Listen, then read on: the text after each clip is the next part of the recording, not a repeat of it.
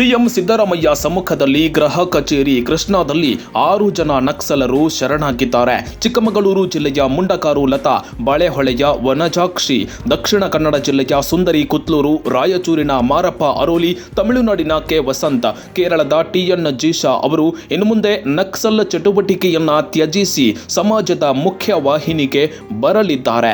ಚಿಕ್ಕಮಗಳೂರು ಜಿಲ್ಲಾಡಳಿತದ ಮುಂದೆ ಶರಣಾಗಬೇಕಿದ್ದ 6 ಮಂದಿ ನಕ್ಸಲರು ಇದೀಗ ಬೆಂಗಳೂರಿನಲ್ಲಿ ಮುಖ್ಯಮಂತ್ರಿ ಸಿದ್ದರಾಮಯ್ಯ ಅವರ ಸಮ್ಮುಖದಲ್ಲಿ ಶರಣಾಗಿದ್ದಾರೆ. ಇಲ್ಲಿ ಏನು ಹೋರಾಟಗಳು ಜನರ ಪರವಾಗಿ ನಡೆದಿದ್ದಾವೋ ಅದರಂತೆ ನಾವು ಮುಂದೆ ನಡ್ಕೊಳ್ತೀವಿ. ನಾವು ಪರಿವರ್ತನೆ ಆಗಿ ಬಂದಿದ್ದೀವಿ. ನಕ್ಸಲಿಸಂ ಅನ್ನೋದು ನಾವು ಮುಂದೆ ಹೇಳಕ್ಕೆ ಇಷ್ಟಪಡ್ತೀವಿ.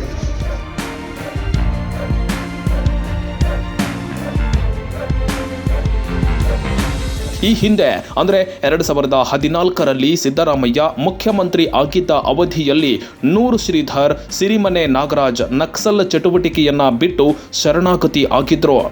ಇನ್ನು ನಕ್ಸಲರ ಶರಣಾಗತಿ ಸಮಯದಲ್ಲಿ ಡಿಸಿಎಂ ಡಿಕೆ ಶಿವಕುಮಾರ್, ಗೃಹ ಸಚಿವ ಪರಮೇಶ್ವರ್ ಉಪಸ್ಥಿತರಿದ್ದರು.